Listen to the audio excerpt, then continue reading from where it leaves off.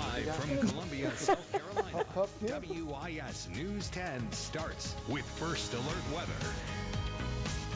Welcome into your news at 11. We are starting off with a look at your First Alert forecast. Yeah, you know, we've had some beautiful days this week, and it looks like it's going to just continue right through the week. Chief Meteorologist Adam Clark here with the details. Yes. This guy right here. That's me. Who has two thumbs and does the weather. There you go. Adam.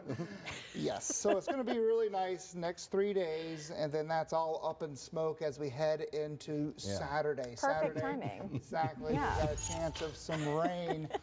As we head into especially Friday night into Saturday. So tonight's forecast this evening, 11 o'clock, partly cloudy skies, 70, 63 degrees at 5 o'clock, and at 8 o'clock, 63 with clear conditions. So we're looking very good throughout the early morning hours, just on the cool side. We've got mostly clear skies out there. A few thin clouds. Temperatures are at 70 in Camden, 69 in Sumter, around 73 in Lexington, and 69 degrees currently in Saluda.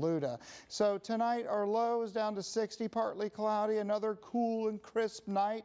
Sunrise is at 6:28, and then tomorrow around 84 degrees. It's warm, it's pleasant, just a really nice day with mid-80s, so enjoy. The humidity is also going to be on the lower side as well, and our forecasted highs are kind of decreasing. The wind's picking up, especially Thursday into Friday, because we have a high and low pressure system battling each other, and I've got quite the story to tell you about that in just a little bit, but it just means a better chance of rain, especially Saturday, and that's what really lowers our temperature Saturday to 77, and by Sunday around 81 degrees. We'll talk about that battle all coming up. Adam, thanks. The state of South Carolina is now able to carry out the death penalty by lethal injection. Governor McMaster and the Department of Corrections informed the state Supreme Court about this today. So next, the court will take that information and decide whether to issue an order of execution. So earlier this year, the South Carolina General Assembly passed legislation for a SHIELD statute that protects the identity of companies involved in selling drugs used in executions. The state says it made more than 1,300 contacts to different suppliers to find the drug. So once a death warrant is issued, prisoners will be given the option of lethal injection along with the electric chair or firing squad. Governor McMaster says, quote, "Justice has been delayed for too long in South Carolina. This filing brings our state one step closer to being able to once again carry out the rule of law and bring grieving families and loved ones the closure they are rightfully owed." A 15-year-old student out of the Lexington 1 school district is facing charges in connection with a bomb threat that he made to a school in the county. Several of them, in fact, today. Threats were made to White Knoll High School, River Bluff High School, and the Northlake Community Learning Center.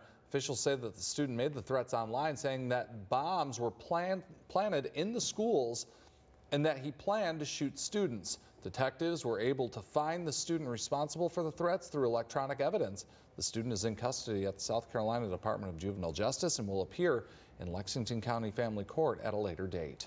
What was previously called a suspicious death is now being investigated as a murder.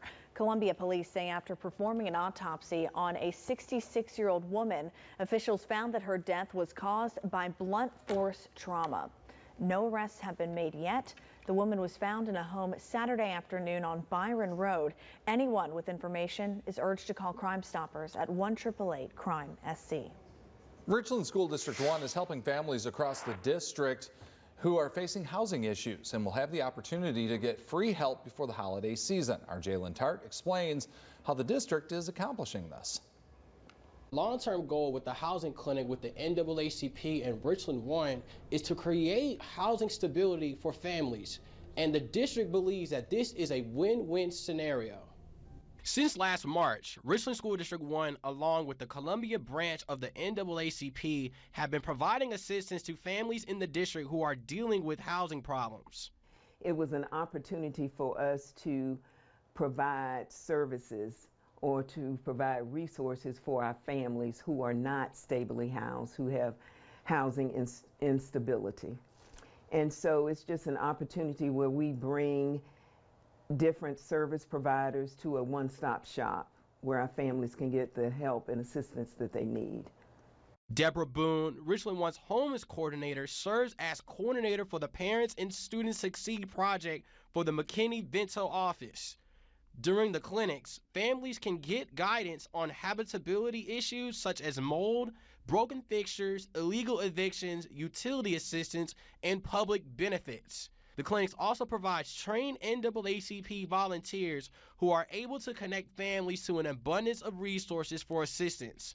The idea of the clinics came from NAACP skating fellow Glennis Hagens, who is beyond grateful for the partnership to help families to combat housing issues. I'm really grateful for this partnership, and I'm grateful for the families that we've been able to reach so far.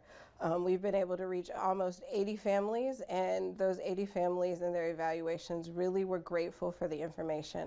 Boone also highlights that the clinics serve as a win-win scenario for parents and students. Long term, we're hoping that our families actually are able to gain housing stability. And in terms of our students, we know by research that if students are stably housed, that attendance increases, academic success is better, and so it ends up being just a win-win for not only our parents and guardians, but for the students. In order to participate in the free housing clinics, parents must have children attending Richland School District 1 schools. Reporting in the newsroom, Jalen Tart, WIS, News 10. South Carolina Governor Henry McMaster is responding to the mishap that led to a crashed jet in the Lowcountry. The U.S. military had been searching for the wreckage near Charleston yesterday. Officials say the debris was found about 2 hours northeast of the base in Williamsburg County. Officials say the pilot is recovering at the hospital after ejecting from the plane. The reasons behind the jet's crash are still under investigation. Oh, it happened. We wonder how it happened. That's a lot of airplane, a lot of expensive piece of machinery. Certainly glad no one was hurt, but we have to have a strong military. The governor continued to say incidents like this happen across the country. And while we hope they don't happen, we just have to keep going. It's Railroad Safety Week in the state of South Carolina, and troopers with the State Highway Patrol are urging you to be safe when driving over train tracks. Each year, South Carolina Highway Patrol spends the week spreading awareness about railroad safety. Troopers say they often see people trying to beat the trains, underestimating the speed of the locomotive. They want you to know that this is not only dangerous, but could put points on your license. Don't risk it. Every day in South Carolina, people are trying to go around these barriers. People see these flashing lights and they think they could beat the train. Don't be that statistics, because in South Carolina, on a daily basis, people are passing these stop arms. And it's something that we want to bring awareness this week to not only could it cost you points on your license, it could cost you hundreds of dollars, but it could also cost you your life. Corporal Jones also says that he wants South Carolinians to not only be cautious of railroad tracks this week, but to stay cautious all year round. Still ahead on your news at 11, the man charged in the murder of a University of North Carolina professor is now said to lack the mental capacity to stand trial, according to his attorneys. The details behind this ruling and what he had to say about it after the break.